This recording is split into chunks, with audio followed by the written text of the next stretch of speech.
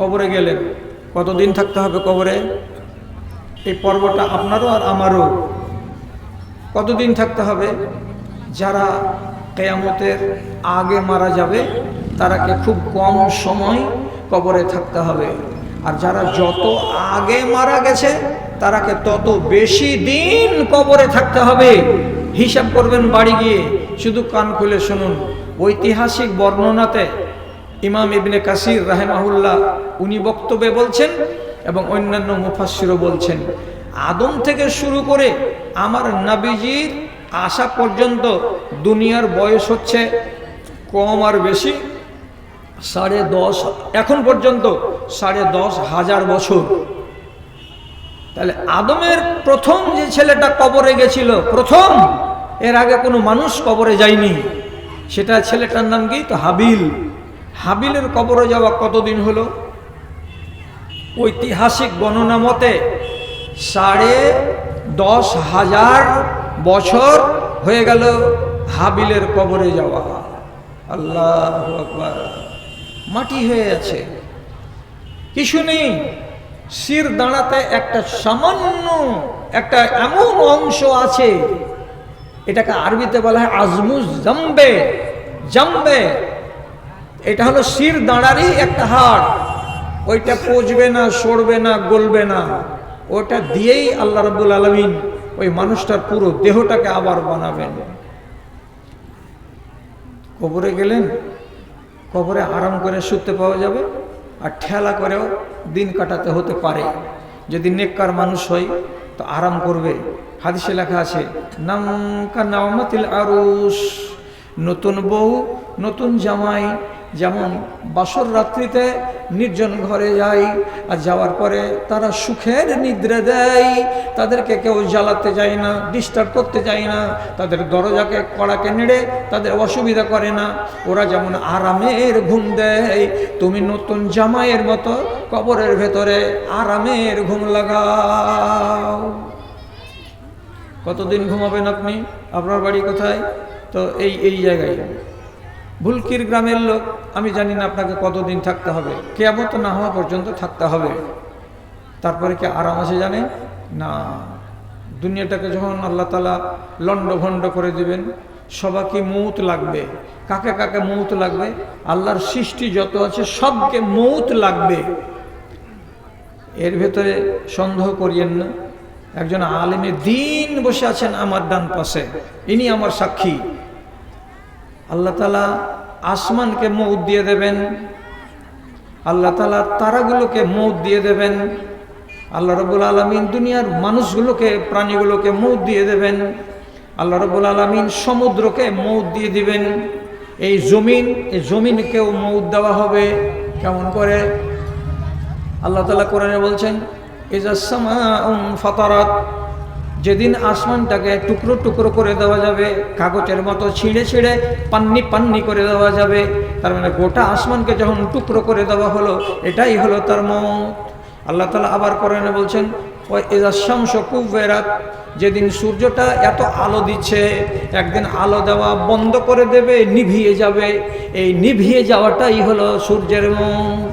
আল্লাহ তাআলা বলছেন, ওয়া ইজাল বিহারু সুজ্জিরাত, যেদিন সমুদ্রের পানিতে আগুন লাগিয়ে দেওয়া হবে, কোটি কোটি কোটি কোটি মন পানি সব জ্বলে বাষ্প হয়ে শুকিয়ে যাবে, আর খাল হয়ে পড়ে থাকবে পানির জায়গা।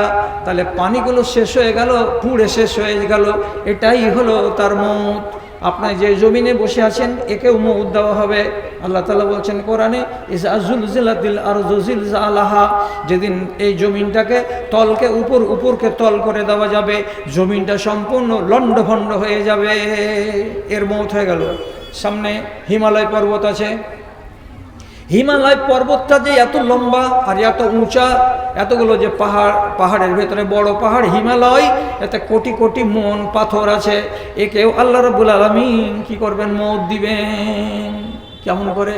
ওয়াতাকুনুল জিবালু কাল ইহনিল মানফুস, ওই উঁচা পাহাড়টা ধুনিয়ারা যেমন তুলাকে ধুনে, তো তুলা যেমন উড়ে বেড়ায়, ওই রকম করে পাহাড়টা সম্পূর্ণ উড়ে উড়ে উড়ে উড়ে সমতল হয়ে যাবে, পাহাড় পাহাড় হয়ে রবে না। তাহলে কেউ বাঁচলো মরণের হাত থেকে? কি কেউ বাঁচলো না। সব মরে গেল। মরার পরে রব্বুল আলামিন নতুন করে আবার দুনিয়াতে এখান থেকে নিয়ে গিয়ে আর এক জায়গাতে হাজির করবেন বলে 10,500 বছর আগে হাবিলকে উঠানো হবে কবর থেকে। আমার বাপ হোসেন সালাফি মারা গেছেন, আজকে 17 বছর হয়ে গেল। তাকে বাঁশতলা থেকে উঠিয়ে আবার আনা হবে। কেমন করে? রব্বুল আলামিন কোরআনে বলছেন, ফায়জা নুফিখা ফিস-সূরে ফায়জা হুম মিনাল আজদাসে ইলা রাব্বিহিম ইয়ানসিলুন। যখন দুনিয়া শেষ হয়ে যাবে, শেষ হয়ে যাওয়ার পরে 40 বছর, 50 বছর, 60 বছর, যতদিন আল্লাহ সমতল ভূমি বানিয়ে রেখে দেবেন, দেওয়ার পরে যখন কিয়ামত কায়েম করার ইচ্ছা হবে, তখন আল্লাহ তাআলা ইসরাফিলকে বলবেন, ইসরাফিল বাঁশিতে ফুঁক লাগাও। যেমনি বাঁশিতে ফুঁক লাগাবে, সমস্ত মানুষগুলো নিজের নিজের কবর থেকে তার আপন আপন রূহগুলো দেহের সঙ্গে জুড়ে যাবে। আর ওখান থেকে চাঙ্গা মানুষের মতো, যেমন আজকে আমি চাঙ্গা, এইরকম চাঙ্গা মানুষ হয়ে কবর ফুঁড়ে বের হবে। আর বের হয়ে দৌড়াতে শুরু করবে। কোথায়? তো হাসরের ময়দানে। হাসরের ময়দানটা কোথায় হবে? উম্মে সালমা রাদিয়াল্লাহু তাআলা আনহা রাসূলুল্লাহকে বলছেন, হে আল্লাহর রাসূল, আমাদেরকে যে দৌড়ে হাসরের ময়দানে যেতে হবে, হাসরের ময়দানটা কোন দিকে? রাসূলুল্লাহ বলছেন, এলা আরজি শাম। আজকে যেটা সিরিয়ার এলাকা, আজকে যেটা প্যালেস্টাইন, যেখানে যুদ্ধ চলছে, এই বিশাল বড় এলাকা, সেই দিন আল্লাহ রাব্বুল আলামিন তাকে হাসরের মাঠ বানাবেন। আপনাকে দৌড়াইতে হবে। কবর থেকে বেরিয়ে গেলাম তো ফের দেখেন আল্লাহ তাআলা আপনার যাত্রা পথটাকে, আপনার জীবনের যতটি যাত্রা পথ আছে সবটিকে কিভাবে সাজিয়েছেন আল্লাহ। কবরে গেলেন, 100 কি 200 কি 500 আল্লাহ ভালো জানেন। এতদিন থাকা যখন হয়ে যাবে, যেমনি বাঁশিতে ফুঁক দিল ইসরাফিল, আবার রূহ এসে জমে গেল কার সাথে? তো দেহের সাথে। তাহলে হিসাব করলেন, এর আগে একবার জমেছিল, আল্লাহ তাআলা মউত দিয়ে ছুটিয়ে দিয়েছিলেন। ফের কবরে যাওয়ার পরে হিসাবের আগে আবার আল্লাহ তাআলা দুজনকে জয়েন করে দিলেন। এবার দুজনই নড়াচড়া শুরু করে দিয়েছে। রূহ না থাকলে জিন্দা হয়ে উঠবে না মানুষ কবর থেকে। শুরু হলো এবার দৌড়াতে। কোথায় যাবে? হাসরের মাঠে যেতে হবে। হাসরের মাঠে দৌড়াবে সবাই মানুষ। আর আল্লাহ রাব্বুল আলামিনের নবী বলেছেন, সহিহ হাদিস, ইউহশারুন নাসু ইয়াউমাল কিয়ামাতি হুফাতান উরাতান গুরলা। মানুষগুলোকে কিয়ামতের মাঠে হাজির করা হবে। কেমন করে? তাদের পায়ে স্যান্ডেল থাকবে না, তারপরে কি তাদের গায়ে বস্ত্র থাকবে না 1 ইঞ্চি, সবাই থাকবে নাঙ্গা। 2, তারপরে রাসূলুল্লাহ বলছেন, যতগুলো বেটা ছেলে যখন 3 বছর, 2 বছর, 1.5 বছর হয়েছে, ওর বাবা মা খাতনা করে দিয়ে লিঙ্গের মাথার ফালতু চামড়াটাকে কেটে ফেলে দিয়েছিল, কবর থেকে যখন উঠে মানুষেরা হাসরের ময়দানে দাঁড়াবে, সেই দিন তার লিঙ্গের মাথার চামড়াটা কিন্তু বাদ থাকবে না, লিঙ্গের মাথায় লেগেই থাকবে। আর ওই হালাতেই আপনাকে দৌড়াতে হবে। ন্যাংটা হয়ে দৌড়ালাম, গেলাম কোথায়? হাসরের মাঠ। হাসরের মাঠে দাঁড়াবো। কেন গো? কেন এখানে দাঁড়াবো? আল্লাহ তাআলা বলছেন, ওয়ানাযাউ মাওয়াজিনাল কিসতা লিয়াউমিল কিয়ামা। কিয়ামতের দিন তোমাদের সামনে দাড়ি পাল্লাকে খাড়ো করব। করার পরে তোমাকে 65 বছর দিন দিয়েছিলাম, আয়ু দিয়েছিলাম। এর ভেতরে কতটি কাজ করেছো আমাকে রাজি করার জন্য, আর কতটি কাজ করেছো ইবলিস শয়তানকে রাজি করার জন্য। দুগুলোই আমলকে তোমার পাল্লাই চাপানো হবে। এই পাল্লাতে নেকি আর এই পাল্লাতে বদি পাপ। তো এই সূরাটা তো এই মজলিসের কমসে কম 100টা লোকের তো জানা আছে কোনটা পাল্লা ভারী আর কোনটা হালকা কি হয়। তো দাড়ি পাল্লাতে চাপাবার পর আল্লাহ কোরআনে বলছেন, ওয়া আম্মা মান সাকালাত মাওয়াজিনুহু ফাহুয়া ফি ঈশাতির রাজিয়া। কোন মানুষের নেকির পাল্লাটা যদি ভারী হয় আর গুনাহের পাল্লাটা যদি উপর দিকে ছেড়ে যায়, তাহলে পরে এই যে নেকির পাল্লা ভারী হলো, তার জন্য আল্লাহ তাআলা বলছেন ফাহুয়া ফি ঈশাতির রাজিয়া, ওই মানুষটাকে একটা সুখময় জীবন দান করা হবে। তার মানে স্বর্গে সে ঠাঁই পাবে। আর তারপরের আয়াতে কি আছে? ওয়া আম্মা মান খাফফাত মাওয়াজিনুহু ফাউম্মুহু হাবিয়া।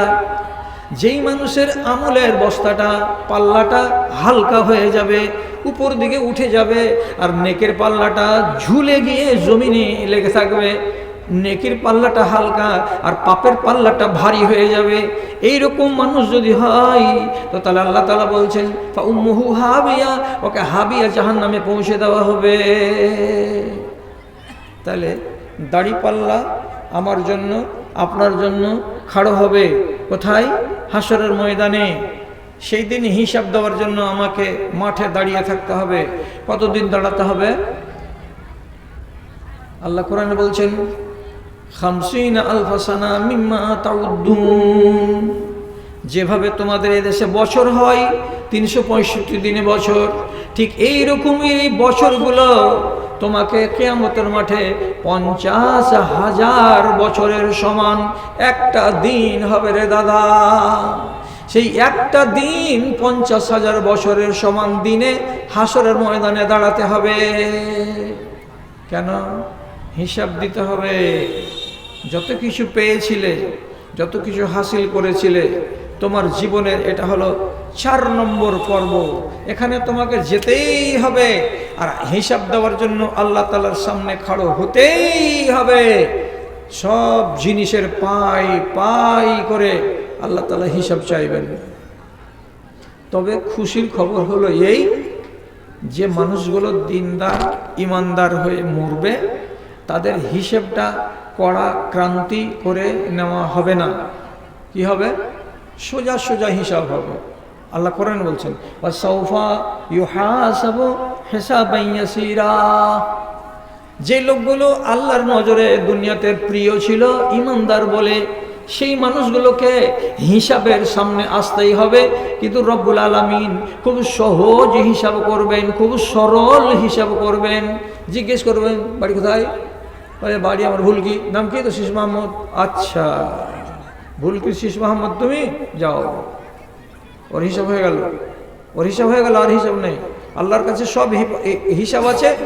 তিনি জানেন এই মানুষটা গাদ্দার নয়, বেঈমান নয়, শয়তান নয়, লম্পট নয়, এর ঈমান ঠিকঠাক আছে, অতএব এর হিসাব এটাই। তো জিজ্ঞেস তো করলেন আল্লাহ, তোমার নাম কি? ইউনুস আলী। বাড়ি কোথায়? ভুলকি, পশ্চিম পাড়া। আচ্ছা আচ্ছা আচ্ছা, যাও। তাহলে মুমিনিনদের হিসাব হবে।